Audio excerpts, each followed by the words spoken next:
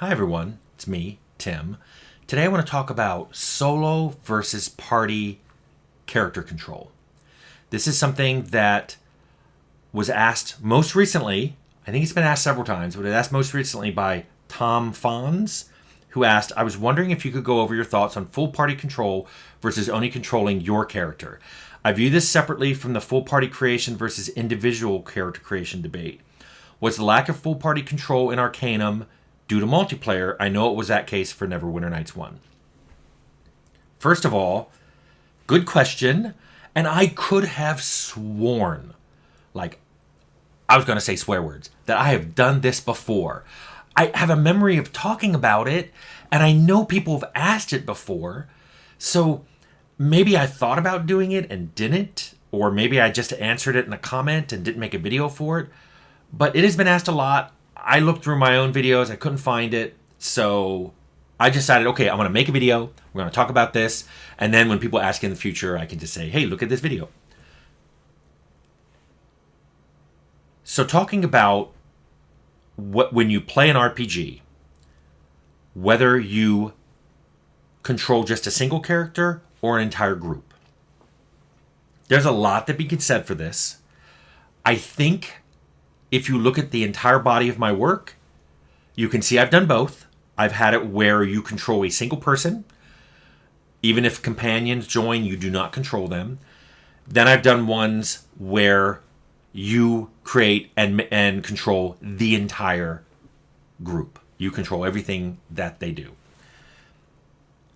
I prefer single control, and I'll talk about why. So let's compare solo character control versus party control. And I'll talk to you about, instead of doing pros and cons, I'll tell you what I like about single, and then I'll tell you what some of the advantages of party are. But when I get to party, I will have to talk about some downsides that literally don't exist in single. So let's talk about single first. What I love about that the most is single character control in a video game makes you the focus. You are that character. You are the hero or the villain. I'm not going to tell you how to play. I'm not the boss of you. But you're the focus. When you do an action in the game, if you go up and talk to someone, if you open a door, if you open a chest, if you steal something, if you find a trap, if a trap goes off, who did that? You did that. It's not this amorphous spread of a bunch of different characters and one of them happened to trip a trap and you're like, oh, Bob, you dummy, I'm moving you to the back of the party. It's you did that. You did that. What I like about that is it creates a tight integration between the player and his or her character. Because if you don't have that, it becomes a kind of like, well, that wasn't my fault. That dumb wizard tripped over a trap, or that dumb fighter stepped forward to talk to the bad guy and his charisma's 4. That's stupid. These are all things that can be designed to prevent, but I like the fact that you don't have to worry about it in a solo game. It's you. You are the character. The game can therefore be scaled to you. When you're making a game, you know it's going to be this character. Maybe they have a companion or two, maybe they don't, but it's you can scale the game as if you know that the player is going to make a single character with either a particular class or a particular set of skills, and then you can test the game against that. Are these combats fun? Are these encounters fun? Are these bosses fun? And also, are they doable? Can every class make it to the end of the game? Or every skill combination? Are encounters doable? Is there enough variety in each class or across all the skills that they can deal with encounters? Are all the boss fights doable? These are things you can do when there's one character, and then adding companions tend just to make it easier. Another thing that's very, very easy to do is death. When is your game over? When your single character dies. Maybe even unconsciousness won't end it. Maybe you can go unconscious, and as long as one of your companions heals you, you're fine. But death of that one character ends the game. So it's very clear. And then, as the original OP asked, multiplayer kind of factors in. If you want to make a multiplayer game, it's kind of hard if everybody's controlling a party, because then you have to think about how fast can they do all the control, which then bleeds into In single character games, you can do real time or turn based combat. You can do multiplayer or single player. You can do third person or first person. Those are all available to you. Once you go one person controlling multiple characters, maybe multiplayer is not going to work, or it's going to be a lot harder. Maybe first person won't work, because how do you does the camera switch to whichever one you're focused on? It can be very difficult. Maybe real time is too frenetic.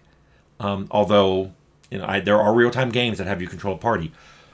They're solvable, but each one of those is a bit more of a hurdle, and that doesn't even exist if you're playing a single character game. So let's just start talking about party now. Party has a lot of advantages that I think a lot of people like. If you're playing a party, you immediately have access to all the different classes and all the skills. That's fun. You don't have to replay the game to see what a wizard is like compared to a bard, compared to an assassin, compared to a thief. You can see it right there in your party. You can choose. It gives you more tactical ideas, both in and out of combat. Who checks the door? Who talks to the person? Who looked for the trap? And then in combat, the tactical options are just great. It's like, I'll put my tanks up front. I'll put my ranged DPS in the back. I have crowd control characters who would be wiped if they tried to solo through this dungeon, but they're awesome in a party. Those kind of things really, really help, especially if it's turn-based. I find that making tactical choices in turn-based is just kind of elevated. But that's, of course, just a taste thing. Now, as much as I love the fact that you have that versatility, because you have all these characters in your party, for choosing who does dialogue, who does traps, how you're doing a fight, it raises a lot of questions about how to handle certain things. Stealth is a good example. If your party's stealthing, how does that work? Because if everybody can trigger the guard's perception, then you're never as good stealthing as the least stealthy person in your party. Which then leads to issues of like, well, maybe you can break the party up and send the thief ahead. And then you have to talk about like, how far can you separate parties? Can they go a screen apart? Can they go out of sight from each other? Can they go on different map instances? That's a nightmare of design work. Just to answer that question of how does stealth work? And if stealth instead is you pick a party member and it's testing against their best stealth, then it makes it easy. You just, take the character who's got high stealth skills, give them all the stealth items, and now your party's not seen. Just so you know, that's how solo play tends to work. It tends to look for you and not your companions. But it's a little more complex if you made a whole party and none of them are you. Making stealth be reference to one particular character, how do you even show that? How do you show that in the UI that this is the character that matters? This also is true for reputation.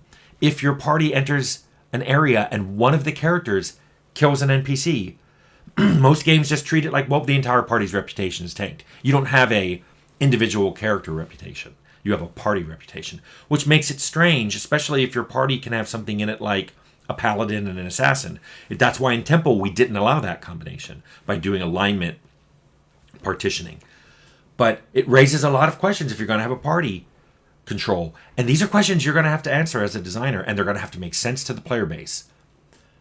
I also think party design is easier in the sense of it's very easy to make, in one sense, it's easier to make encounters and boss fights, because since the whole party needs to wipe for it to be a wipe, for it to be a game over, your boss encounters are likely to be easier to get balanced because well, they're going to have 5 characters in here, or 6 characters in here.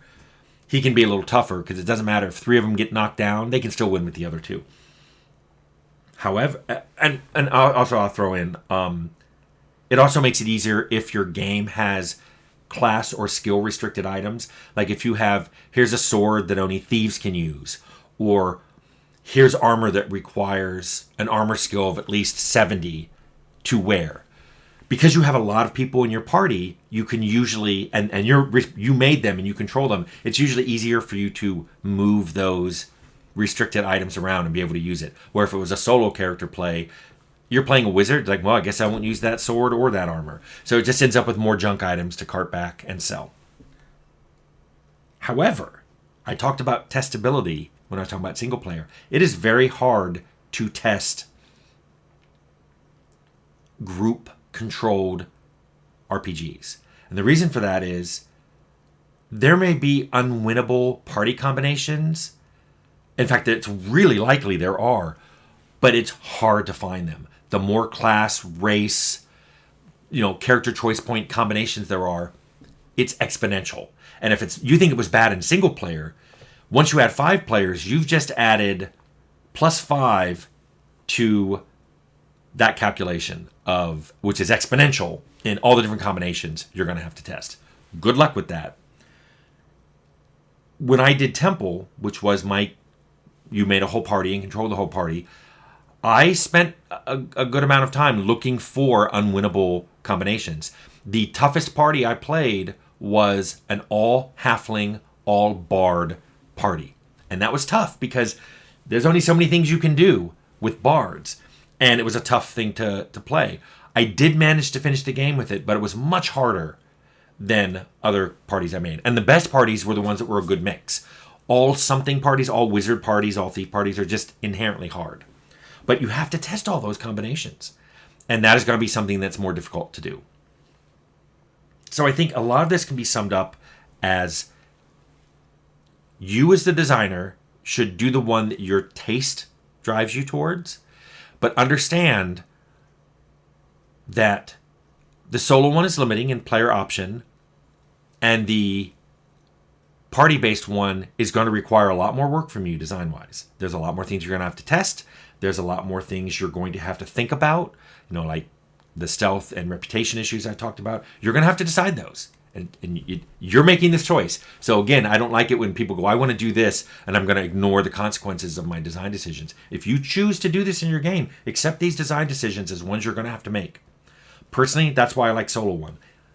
Ultimately, it comes down to who's the player. The player is that character right there, the one they made. That's in general why I like it.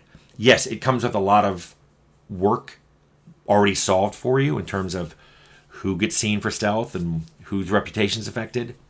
But the main reason I like it is it makes a connection between the player and the character.